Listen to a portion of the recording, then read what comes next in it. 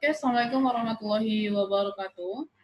Em, kita akan membahas mengenai rancangan percobaan. Nah, sebelum masuk ke rancangan percobaan, tentunya kita harus mengetahui dulu apa sih sebenarnya metode ilmiah. Oke, nah metode ilmiah merupakan penerapan logika dan objektivitas dalam mempelajari fenomena, bagian terpenting dalam metode ilmiah. Ya. Nah, jadi bagian terpenting dalam metode ilmiah adalah pengujian sesuatu yang telah diketahui atau diduga dan dirumuskan melalui percobaan ataupun pengamatan. Nah, jadi sebuah metode ilmiah itu merupakan penerapan logika, artinya kita mempelajari sebuah fenomena yang terjadi di sekitar kita, kemudian apa yang terbersit di dalam benak kita, ya dalam logika kita itulah yang namanya metode ilmiah. Artinya suatu tindakan yang akan kita lakukan atau penyelesaian masalah dari fenomena yang terjadi di sekitar kita. Misalnya dalam bidang peternakan, apabila seseorang memiliki ternak ruminansia, katakanlah dia sapi, yang biasanya dia memberikan hanya rumput saja atau hanya hijauan saja. Kemudian pertambahan bobot badannya ya normal-normal saja, misalnya 1 kilo, misalnya 500 gram per hari atau seperti apa ya. Nah, ini hanya contoh saja. Nah, kemudian dia berpikir, apa yang mempengaruhi si ternak ini pertambahan bobot badannya hanya segitu-segitu saja. Nah, kemudian terbesitlah di benaknya, gimana kalau misalnya saya gantikan pakan ini atau saya modifikasi pakannya dengan metode fermentasi, misalnya ya, salah satu contohnya. Kemudian dilakukanlah metode fermentasi tadi, dicobakan, atau sebelum dia cobakan, kemudian yang ada di benaknya itu, kalau misalnya nanti saya lakukan ini, kemungkinan PBB-nya akan bertambah. Nah, simpelnya seperti itu. Jadi itu namanya adalah hipotesis ya, dugaan sementara. Nah, dari dugaan sementaranya tadi, kemudian dia akan melakukan sebuah penelitian. Ya, dia akan melakukan sebuah penelitian yang nantinya akan ditunjukkan oleh hasilnya di akhirnya. Oke, jadi dalam sebuah penelitian itu tentunya harus ada dulu fenomena yang dipelajari, yang ditemukan di sekitaran kita, baru kemudian kita melakukan sebuah penelitian, ya. Jadi semuanya harus berjalan sesuai dengan urutannya. Nah, pada dasarnya penelitian itu menggunakan metode survei. Ya, metode survei, kemudian ada yang namanya eksperimental, ya, eksperimen. Biasanya kalau eksperimen itu lebih ke science, sementara yang survei itu lebih ke sosial. Tetapi tidak menutup kemungkinan apabila kita orang sains itu ingin melakukan metode survei, ya. Misalnya kalau di bidang peternakan itu seperti sosial ekonomi. Nah, tetapi apakah hanya satu saja? Apakah hanya eksperimen saja? Kemudian apakah hanya survei saja? Hanya salah satu saja kah yang dipilih? Tidak. Ada kalanya kita bisa mengkombinasikan kedua-duanya. Kita bisa melakukan metode survei dulu, kemudian kita melakukan metode eksperimental. Ya, jadi bisa dilakukan dua-duanya. Oke, kemudian nanti setelah semuanya itu diteliti, baru kemudian akan menunjukkan hasil ya. Nah, hasilnya itu bisa kita analisa secara deskriptif ataupun bisa kita analisa dengan menggunakan metode rumus matematis. Oke. Nah, dalam rancangan percobaan tentunya harus ada yang namanya percobaan dulu ya. Nah, percobaan tersebut merupakan suatu tindakan atau pengamatan khusus yang dilakukan untuk memperkuat atau melemahkan atau meniadakan sesuatu yang meragukan, terutama kondisi yang ditentukan oleh peneliti. Jadi kalau kita ingin meneliti itu harus diberikan batasan dulu. Kenapa harus kita batasi dulu? Agar tidak melebar kemana-mana. Ya, apalagi kita masih S1 ya, kalau masih S1 ya kita batasi dulu sampai mana. Soalnya kalau terlalu lebar nanti tidak ada fokusnya. Oke, jadi kita lakukan percobaan ini bisa untuk memperkuat hipotesis kita tadi atau untuk menjawab hipotesis kita tadi, bisa untuk meniadakan atau menghilangkan sesuatu yang meragukan. Ya, jadi semuanya itu tergantung dari kebutuhan si peneliti. Oke, kemudian perancangan percobaan merupakan suatu pola atau prosedur yang dipergunakan untuk mengumpulkan atau memperoleh data dalam penelitian. Ya, jadi perancangan percobaan itu kita gunakan dia untuk mengumpulkan data. Ya, kenapa untuk mengumpulkan data? Karena dalam sebuah rancangan itu yang namanya merancang ya. Sebuah rancangan itu pasti ada konsepnya. Nah, yang terkonsep itu nanti akan dihitung sesuai dengan rumus matematisnya. Yang kemudian kita memperoleh datanya tadi, data tersebut baru kita analisis secara statistik berdasarkan rumus matematis. Nah, ada 3 unsur percobaan. Yang pertama adalah perlakuan atau treatment, kemudian ulangan atau replikasi, dan yang ketiga adalah local control. Oke, perlakuan itu adalah sesuatu yang kita lakukan, ataupun semua tindakan coba-coba, ataupun semua tindakan trial and error, ataupun semua tindakan yang kita lakukan terhadap suatu objek yang akan kita teliti. Ya, terhadap suatu objek. Yang mana objek tersebut pengaruhnya akan kita teliti atau akan kita selidiki untuk melihat apakah sebenarnya hipotesis kita tadi itu bisa diterima atau ditolak. Ya, jadi hipotesis itu ada 2, ada hipotesis A, kemudian ada hipotesis 0, H0 dan HA. Ya, jadi apakah diterima ataupun ditolak. Makanya kita lakukan sebuah percobaan, makanya kita lakukan sebuah perlakuan. Nah, dalam sebuah perlakuan ada 2 hal yang harus diperhatikan. Yang pertama, perancangan himpunan perlakuan, dan yang kedua adalah kodifikasi perlakuan. Nah, perancangan himpunan perlakuan ini biasanya itu perlakuan yang menurut kita itu adalah yang akan diterima hipotesisnya tadi, ya. Jadi perlakuan yang kita lakukan itu menunjukkan si hipotesis kita tadi itu diterima. Misalnya seperti ini. Pemberian pakan ternak ruminansia sebanyak 50 kg misalnya, 50 kg. Nah, kemudian yang 50 kg ini kita jadikan dia di tengah-tengah, di tengah yang artinya ada yang rendah, kemudian ada yang tinggi. Jadi posisinya ini di tengah-tengah. Jadi kita tempatkannya lah dia. Jadi kita himpunkanlah dia berada di tengah-tengah yang terendah dan yang tertinggi, karena asumsi kita bahwa yang di tengah ini yang akan membantu kita untuk menjawab hipotesis kita tadi. Ya, bisa diterima ataupun ditolak. Kemudian ada kodifikasi. Nah, kalau kodifikasi ini adalah pengkodean ya, pengkodean untuk menunjukkan atau untuk mempermudah si peneliti. Oke, jadi ada kode-kodenya. Itu sebenarnya tergantung dari si penelitinya. Biasanya ada yang buat P, ada yang buat A, ada yang buat L, itu tergantung peneliti. Ya, untuk membuat kode yang informatif dapat dilakukan kiat sebagai berikut. Yang pertama untuk kode faktor pelakuan, ya, jadi bisa kita buat. Kalau faktor pelakuan misalnya P1, P2, P0, ya. Kemudian setiap faktor penelitian dan kode tingkat faktor. Oke, jadi ini tergantung peneliti. Yang jelas mempermudah. Biasanya kalau dalam penelitian itu kita tidak menyebutkan langsung. Misalnya dalam pangan ya, dalam produk olahan seperti kita mau membandingkan kualitas susu olahan. Misalnya yang bermerek, misalnya sebut saja Frisian Flag ataupun Indomilk ataupun yang lainnya. Nah, jadi merek brand-brand tersebut kita tidak boleh sebutkan sebenarnya, etika penulisannya itu tidak boleh kita sebutkan, tapi kita berikan kode ataupun kodifikasi. Misalnya sampel 1, S1, kemudian S2, dan S1 itu apa, S2 itu apa, ya itu harus kita ketahui, tidak boleh berubah dari awal sampai akhir. Misalnya nanti S1 Denkau di halaman 5, kemudian di halaman 10 S1-nya itu ternyata Frisian Flag. Ya tidak boleh seperti itu, harus konsisten dalam penulisan. Dan itu hanya bisa diketahui oleh kita saja sebagai peneliti. Ya, namanya etika penelitian. Nah, kemudian setelah perlakuan ada ulangan atau replikasi. Nah, yang replikasi itu adalah ulangan ya, merupakan frekuensi atau banyaknya perlakuan yang diselidiki dalam suatu percobaan. Nah, untuk menghitung berapa sih sebenarnya ulangan yang akan kita lakukan?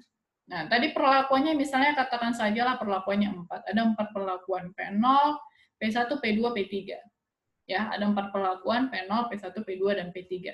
Kemudian untuk menghitung ulangannya itu berapa, kita masukkanlah dia ke rumusnya. Di sini saya menggunakan referensi dari Hanafiya. Jadi rumus yang di Hanafiya itu T kurang 1 kali R kurang 1 besar sama dengan 15.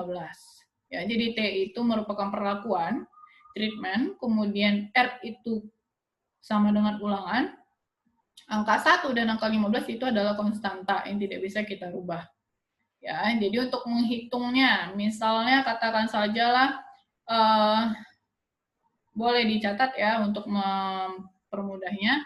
Katakan sajalah T-nya itu adalah 4, tadi perlakuannya itu ada 4, saya bilang P0, P1, P2, dan P3. Nah, kita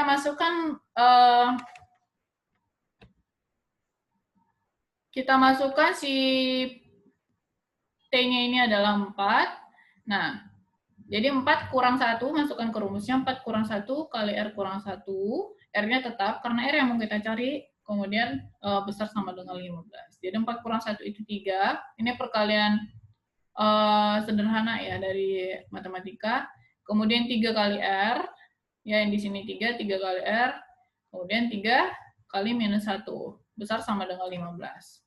Nah, jadi 3R sama-sama kita kurangkan dengan 3, sama-sama kita jumlahkan dengan 3, biar nilai di sisi kirinya ini habis. Jadi 3R kurang 3 tambah 3, besar sama dengan 15 tambah 3. Ya, karena sisi kiri dan kanan sama-sama kita jumlahkan dengan 3. Nah, sisa di kiri itu 3R. Jadi, besar sama dengan 18 ya, 15 tambah 3, 18, jadi R-nya 18 bagi 3 itu sama dengan 6. Nah, jadi ulangannya itu ada 6, berdasarkan rumus. Ya, jadi berdasarkan rumus, ulangannya ada 6. Oke, boleh dicatat yang saya ucapkan tadi, yang saya sampaikan tadi. Kemudian, hasilnya 6. Nah, tetapi yang 6 ini apakah akan kita lakukan semuanya? Bisa kita lakukan. Yang paling bagus itu sebenarnya kita lakukan ya, karena itu adalah standarnya. Cuman ada beberapa hal yang harus diperhatikan sebelum melakukan ulangan ini tadi. Yang pertama, derajat ketelitian. Kalau untuk derajat ketelitiannya itu sangat teliti, ya memang harus kita lakukan. Lebih banyak ulangan itu lebih bagus. Ya, untuk mengurangi atau meminimalisir keragaman data. Oke, jadi hasilnya lebih bagus dan ketelitiannya itu lebih baik apabila ulangannya kita lakukan 6 ataupun lebih. Nah, tetapi ada lagi hal-hal yang lain. Kalau misalnya kita temukan kondisinya, ternyata alatnya kurang, medianya kurang, lingkungannya itu nggak cocok kalau kita lakukan 6 ulangan, bisa kita kurangi. Ya, bisa kita kurangi, bisa kita minimalisir. Oke? Nah, tetapi pada saat kita kurangi, pasti ada beberapa hal yang akan dipengaruhi nanti pada saat pengolahan datanya. Misalnya variasi keragamannya itu lebih besar. Oke? Dan yang ketiga adalah biaya penelitian yang tersedia. Nah, misalnya seorang mahasiswa itu biasanya kendalanya adalah di biaya ya. Biasanya kendalanya di biaya. Jadi kalau misalnya biayanya, kalau untuk 6 ulangan itu biayanya besar. Katakanlah dulu dia kena 1 juta. Ya, ternyata si mahasiswa ini tidak memiliki dana, atau si peneliti ini tidak memiliki dana 1 juta. Dia bisa kurangin untuk meminimalisir dananya tadi. Ya, bisa dikurangin. Tapi 4 ulangan itu bisa kita lakukan. Ya, jangan sampai lebih kecil, karena nanti efeknya pada saat penghitungan datanya di analisis variansnya itu, keragaman datanya itu besar. Ya, jadi takutnya kalau keragaman datanya besar, akan sulit untuk menemukan data yang bagusnya. Ya, jadi banyak yang biasnya. Oke, jadi ketiga-tiganya ini ya harus diperhatikan. Tapi kalau yang sebagusnya itu memang kita lakukan 6 ulangan berdasarkan rumusnya. Oke, kemudian yang ketiga ada local control. Jadi local control ini untuk mengendalikan kondisi lapangan yang heterogen. Jadi ada kondisi yang heterogen, ada kondisi yang homogen. Ya. Nah, pada saat kapan sih sebenarnya kondisi yang heterogen? Biasanya kondisi heterogen itu apabila kita melakukan penelitian di lapangan. Seperti orang pertanian misalnya ya, pertanian itu kan penelitian di lapangan. Ataupun kita peternakan itu kan penelitian di lapangan. Jadi kondisinya heterogen. Nah, hal-hal apabila kondisinya heterogen itu sebaiknya kita homogenkan dulu dia untuk menekan errornya tadi, untuk menekan errornya tadi. Jadi kita meminimalisir standar errornya ya. Jadi dalam penelitian itu ada juga errornya. Namanya kita penelitian trial and error ya. Jadi pasti ada errornya. Maka biasanya kalau bahasanya di apa itu galat ya. Galat. Nah, untuk meminimalisirnya tadi, makanya harus kita kontrol lah dia. Percobaannya tadi harus kita kontrol. Ya. Sehingga bisa menunjukkan satu atau beberapa perlakuan yang logisnya memang lebih menonjol dari perlakuan atau perlakuan lainnya. Makanya harus kita kontrol. Oke, untuk menghomogenkan. Nah, kemudian di sini ada asumsi-asumsi dasar dan upaya pemenuhannya. Yang pertama galat. Galat atau experimental error. Ini harus terdistribusikan secara random, ya secara acak, bebas dan normal. Oke, yang kedua ada keragaman contoh, sample variance. Simbolnya itu adalah S kecil kuadrat, bersifat homogen. Keragaman dan rata atau min biasanya simbolnya seperti ini ya, Y ada garis di atasnya, menunjukkan rata-rata. Contoh tidak menunjukkan adanya korelasi. Dan yang keempat adalah pengaruh-pengaruh utama atau main effect, bersifat aditif, baik sesamanya maupun dengan lingkungannya. Oke. Nah, jadi ada beberapa klasifikasi perancangan. Ya, yang pertama itu rancangan percobaan disusun berdasarkan pertama intensitas atau tingkat heterogenitas. Jadi ada penelitian yang heterogen, ada penelitian lingkungannya heterogen, ada penelitian yang lingkungannya homogen. Ya, jadi intensitas atau tingkat heterogenitas dan jumlah faktor yang menyebabkan keragaman kondisi lingkungan tempat percobaan dilaksanakan ataupun galat. Nah, rancangan ini namanya kita namakan dengan rancangan lingkungan. Ya, karena kita melihat lingkungannya tadi. Jadi kalau di lingkungannya ada lingkungan heterogen, ada lingkungan yang homogen. Makanya namanya rancangan lingkungan atau ecological designs. Kemudian yang kedua, jumlah faktor dan metode pelaksanaan atau penerapan perlakuan-perlakuan pada unit-unit percobaan. Ya, jumlah faktor. Ini kita lihat jumlah faktornya. Ya, dan metode pelaksanaan atau penerapannya. Ini biasanya kita sebut dengan rancangan perlakuan atau treatmental designs. Ya, jadi ada dua, kita bisa membedakan berdasarkan dua. Yang pertama kita lihat dulu berdasarkan kondisi lingkungan, itu adalah rancangan lingkungan. Kemudian yang kedua berdasarkan jumlah faktornya, ya, yang kita namakan dengan rancangan perlakuan ataupun treatmental designs. Oke, penamaan suatu rancangan percobaan didasarkan pada yang pertama metode penempatan perlakuan secara acak atau rambang atau random pada unit-unit percobaan. Randomization methods atau cara pengacakan atau perambangan perlakuan. Yang pertama itu ada rancangan acak lengkap atau completely randomized designs, ya. Rancangan acak lengkap atau biasa disingkat RAL. Ya, mungkin adik-adik ada yang sudah, atau teman-teman ada yang sudah sering dengar kata-kata RAL.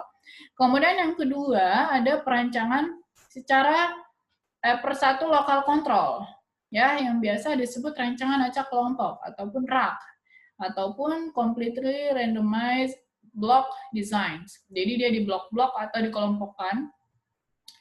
Yang ketiga, ada rancangan acak kuadrat Latin, kalau dua lokal kontrol, ya, ini kita lihat per baris per kolom, yang kita sebut dengan rancangan acak kuadrat Latin atau RAKL, atau Latin Square Designs atau LSD. Dan yang terakhir, apabila ada 3 kontrol, kita bisa lihat dia per baris per kolom ataupun silangan. Ini biasanya memang dilakukan apabila kita penelitian di lapangan ya. Ini lebih ke pertanian karena kita menggunakan lahan.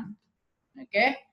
Biasanya disebut dengan rancangan kuadrat Greco-Latin. ya, RKGL. Jadi satu lokal kontrol itu namanya RAK, rancangan acak kelompok. Dua lokal kontrol baris kolom itu namanya rancangan acak kuadrat Latin. Kalau tiga, namanya rancangan kuadrat Greco-Latin atau RKGL. Nah, ini berdasarkan metode pengacakan, ya. Berdasarkan metode pengacakan ada 4. Nah, kalau berdasarkan metode pelaksanaannya, ya, berdasarkan metode pelaksanaan atau penerapan perlakuan-perlakuan pada satuan percobaan, ada 4 juga. Yang pertama ada yang namanya rancangan faktorial atau factorial designs. Yang kedua rancangan petak terbagi atau split plot designs. Yang ketiga rancangan petak teralur atau strip plot designs. Yang keempat itu rancangan kelompok terbagi. Ya, rancangan kelompok terbagi. Jadi berdasarkan metode pelaksanaan ada 4. Rancangan faktorial, petak terbagi, petak teralur, dan rancangan kelompok terbagi. Oke, ada 2. Udah 2 ya. Kemudian yang ketiga berdasarkan jumlah faktor yang diteliti. Nah, kalau berdasarkan jumlah faktor itu hanya ada 2. Karena ada yang memiliki faktor dan ada yang tidak ada faktornya. Hanya satu faktor saja. Kalau satu faktor saja namanya non-faktorial, ya, jadi tidak ada faktor lain kecuali perlakuan itu sendiri. Kemudian ada perlakuan faktorial, rancangan faktorial. Jadi kalau rancangan faktorial itu bisa saja 2 faktor, faktor A, faktor B, bisa 3 faktor ataupun lebih. Ya, jadi ada 2 berdasarkan jumlah faktor, non-faktorial dan rancangan faktorial. Kemudian yang keempat berdasarkan jumlah galat. Berdasarkan jumlah galat, ada rancangan galat tunggal, ada rancangan galat ganda, kemudian ada rancangan galat triple. Ya, jadi ada 3 galatnya. Oke, mungkin cukup sekian untuk awal tentang rancangan percobaan. Kita akan lanjutkan tentang rancangan acak lengkap. Terima kasih untuk perhatiannya. Assalamualaikum warahmatullahi wabarakatuh.